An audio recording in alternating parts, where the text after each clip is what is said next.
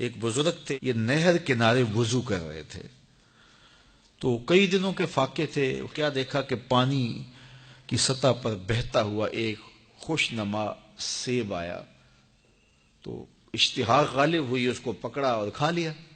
جب کھا چکے تو پھر خیال آیا یہ تو میرا تھا ہی نہیں، یہ تو مال لقطہ تھا، تو میں نے اس کو کھا لیا، اب اس کا مالک کیسے ملے؟ جس سمت سے پانی آ رہا تھا اس سمت سفر شروع کر دیا۔ کئی دنوں کی مسافت کے بعد دیکھا کہ ایک باغ ہے جس کی شاخیں اس پانی کی طرف لٹک رہی ہیں، سمجھ گئے کہ یہیں سے گرا ہوگا اور میں نے کھا لیا۔ خیر باغ میں پہنچے، مالک سے ملے، کہا کہ یوں میں نے ایک سیب کھا لیا ہے اور میرا غالب گمان یہ ہے کہ اس باغ کا وہ سیب تھا، تو میں معافی مانگنے آیا ہوں، یا پھر بتائیں کہ اس کا ہرجانہ کیا ہوگا۔ جب مالک باغ نے یہ بات سنی، وہ بھی صاحب نظر تھے، سمجھ گئے یہ تو کوئی در یگانہ ہے، یہ تو کوئی گوہر یکتا ہے، تو تیور بدل لیے، کہا ایسے تو نہیں معافی ملے گی۔ کہا حضرت کیسے ملے گی؟ کہا 12 سال تک میرے باغ کی گوڈی کرنا پڑے گی۔ اللہ اکبر، اور ایک شرط اس کے علاوہ ہوگی۔ کہا ٹھیک ہے، میری غلطی تو معاف ہو جائے گی نا۔ 12 سال تک باغ کی گوڈی کرتے رہے۔ ایک دن فرمانے لگے وہ صاحب باغ جو تھے کہ اب سیب توڑ کے لاؤ، مہمان آئے ہیں، تو وہ سیب توڑ کے لائے تو وہ کچے ہی تھے، تو کہا تم 12 سال ہو گئے ہو سیبوں کے باغ میں رہتے ہوئے، تمہیں پتہ نہیں کہ کچے سیب اور پکے سیب کیسے ہوتے ہیں؟ کہا حضرت مجھ سے قسم لے لیجئے 12 سال میں ایک دفعہ بھی نظر اٹھا کے سیبوں کی جانب نہیں دیکھا، ایک سیب کھایا تھا، میں تو اس کی سزا بھگت رہا ہوں، میں تو گوڈی کرتا ہوں، اوپر کبھی نظر بھی میں نے نہیں اٹھائی۔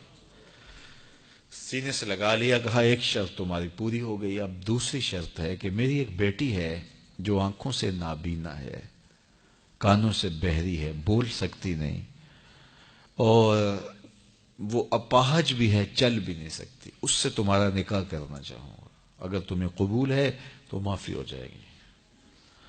کہا ٹھیک ہے جی قبول ہے، میرا گناہ معاف ہو جائے، میں زندگی کاٹ لوں گا، کوئی بات نہیں ہے۔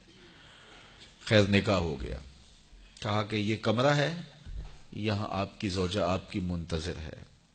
جب وہاں گئے تو ایک خوبرو دوشیزہ منتظر تھی، تو فوراً پلٹے کہ میں غلطی سے کسی اور کمرے میں آ گیا ہوں۔ پلٹتے ہوئے دروازے کی چوگاٹ سے سر پھٹ گیا، خون بہنے لگا۔ جب باہر آئے تو صحن میں پہنچے تو وہ بزرگ وہاں تھے۔ کہا کیا ہوا؟ کہ حضرت ایک غلطی کی سزا اتنی کاٹی، اب کہیں دوسری غلطی نہ ہو جائے۔ وہ تو کوئی اور ہے خاتون۔ کہا وہی تمہاری زوجہ ہے۔ تمہیں بتاؤں کہ وہ بہری کیوں ہے؟ آج تک اس نے غیر محرم کی آواز نہیں سنی۔ تمہیں بتاؤں کہ وہ بول کیوں نہیں سکتی؟ آج تک اس نے غیر محرم سے کلام نہیں کیا۔ اندھی اس طرح ہے، آج تک اس نے غیر محرم کو نہیں دیکھا، اور اپاہج اس طرح ہے، چل کے کبھی گھر کی دہلیز سے گئی نہیں ہے۔ تو اس خاتون کا جب نکاح ہوا اور پھر ان سے اللہ نے ان کو ایک بچہ دیا جس کا نام ہے الشیخ عبد القادر جیلانی۔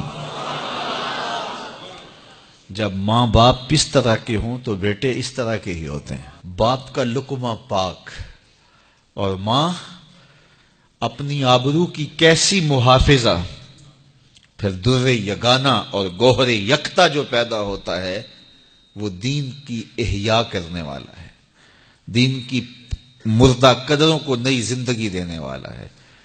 حضرت ملا علی قاری لکھتے ہیں کہ حضور غوث اعظم جب مجلس واعظ کرنے بیٹھتے تو 70 ہزار کا اجتماع آپ کے مجمع میں ہوتا، اور عمومی طور پہ اللہ کی رحمتوں کے حوالے سے بات کرتے، اور جس دن آپ اللہ کے قہر، غضب اور جلال کی بات کرتے کئی جنازے اٹھتے۔